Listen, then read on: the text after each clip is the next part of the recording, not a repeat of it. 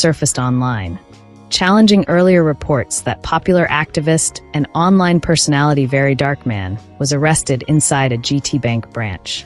The video, shared on social media platform X, formerly Twitter, shows VDM calmly transacting inside the bank. In the clip, he is seen leaving the bank peacefully.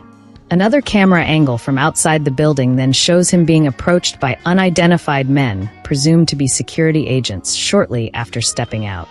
Notably, the men who arrested him were not wearing any visible uniforms, leading to confusion about which agency carried out the arrest: the police or the Economic and Financial Crimes Commission, EFCC.